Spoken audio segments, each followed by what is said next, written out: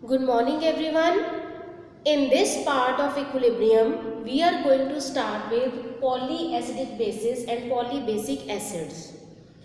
Till now we have discussed about monobasic acids. जैसे हमने बात की, सपोज एक मोनोबेसिक एसिड लिया HA. मोनोबेसिक मीन्स इसमें इसकी आयनाइजेशन से इसमें से सिर्फ एक ही H रिलीज होगा. It will dissociate to give H3O positive plus A negative. इसमें से एक ही H पॉजिटिव रिलीज हुआ, बाकी साथ में जो इसका एनायन था that is it's anionic part. और इसके लिए हमने इक्विलिब्रियम कांस्टेंट का एक्सप्रेशन लिखा, concentration of H3O positive into concentration of A negative upon concentration of HA, and in case of acid the equilibrium constant is Ka. Such type of acids they are monobasic acid. Monobasic means that they will liberate only one H positive. Now our topic is polyacidic basic and polybasic acids. We are going to discuss about polybasic acids. Polyacidic bases are in the same way. Now taking an example of polybasic acids. Polybasic acids they ionize in a stepwise manner. एक एक करके एक एक hydrogen ion release होगा. अगर हम इसे correlate करें, हमने केमिकल बॉन्डिंग में किया था कि अगर डाई एटॉमिक मॉलिक्यूल है तो जितनी एनर्जी हमें एक बॉन्ड को तोड़ने के लिए चाहिए उतनी ही उससे वो पूरा मॉलिक्यूल ही टूट जाएगा.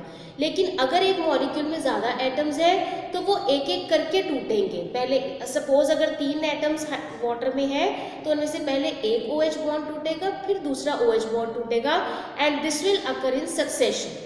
In the same way here, it is clear in the molecule that there are 3 hydrogen ions. ये तीनों आयोनाइज होंगे लेकिन स्टेप वाइज मैनर में एक एक करके. First of all H3PO4 it will ionize to give H2PO4 plus H positive aqueous. इसके लिए इक्विलिब्रियम कांस्टेंट का एक्सप्रेशन क्या हो गया, concentration of H positive into concentration of H2PO4 negative upon concentration of H3PO4. Similarly for H2PO4 negative, it will ionize to give 1H positive and rest of the anion, and K2 is the equilibrium constant for that. Then अब इसमें से एक निकल गया, H2 रह गया, 2 में से एक निकल गया, 1 रह गया. अब ये वाला 1 भी आयनाइज हो जाएगा तो क्या बन जाएगा, PO4 3 negative plus H positive. For that the expression for equilibrium constant is this.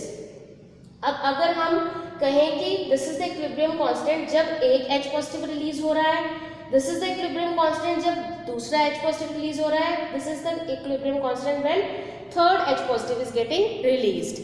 In this way we can say that in all the cases they all are equilibrium constants. अगर equilibrium constants है तो क्या इन सबकी value एक जैसी होगी, क्योंकि हर step पर एक एक H पॉजिटिव ही रिलीज हो रहा है.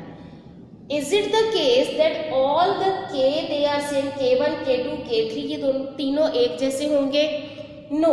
The answer is no. The value of K1, K2 and K3 will not be the same.